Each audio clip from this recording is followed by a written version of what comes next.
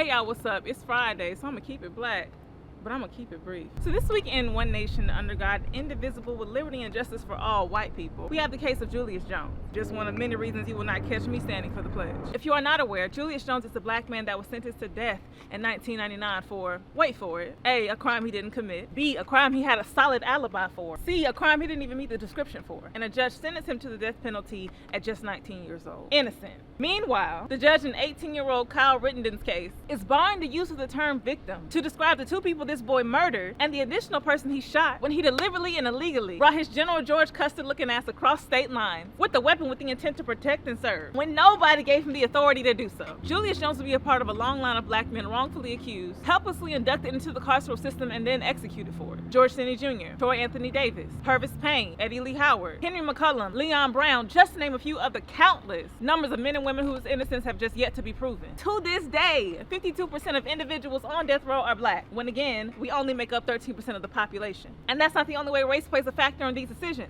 Since 1977, only 21 white people accused of murdering black people have been sentenced to death row. Meanwhile, 295 black people accused of killing white people have been executed. And guess what? Paul Howell, the man Julius is convicted of murdering, is indeed a white man. Numbers don't lie, but governments do. Unfortunately, Julius fell into this mess at the height of the super predator myth, a myth Hillary Clinton helped to propagate that posited that young black boys would make up the majority of rapists, murderers, and muggers. And because of this, courts needed to crack down on sentencing for black people.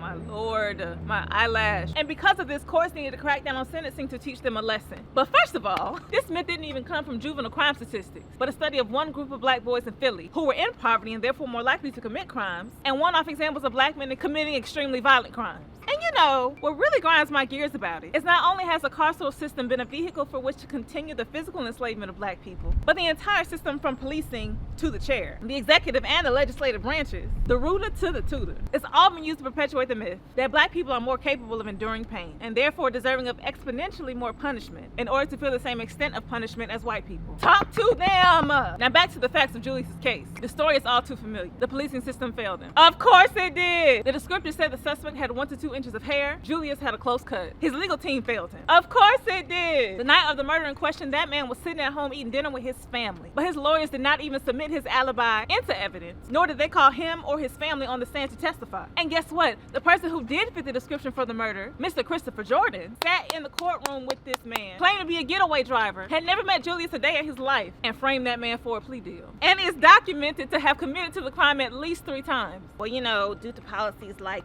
double jeopardy and a statute of limitations, you can't try someone again for the same crime. Change the policies! They don't work! So you telling me they're about to execute somebody when the actual perpetrator's on record saying he did it? That's murder. They know. They not new to killing black people for no reason. They're true to killing black people for no reason. The parole board in Oklahoma has recommended twice now that Governor Stitt commute Jones' sentence to life in prisons rather than execute him. But that's not enough. Over 6.3 million individuals have signed a petition, and thousands of people are making calls. And that's where you can come in. Governor Stitt is trying his best to ignore this situation. We knows good and well he himself has had to exonerate many other people due to Oklahoma's history with the death penalty. But don't let him ignore it. Blow up his line. Tell the office that you would like to urge the governor to follow the recommendation of his Pardon and Parole Board and grant Julius Jones clemency. Ask them to save Julius from a wrongful execution. Find the number in the caption. Julius only has 6 days.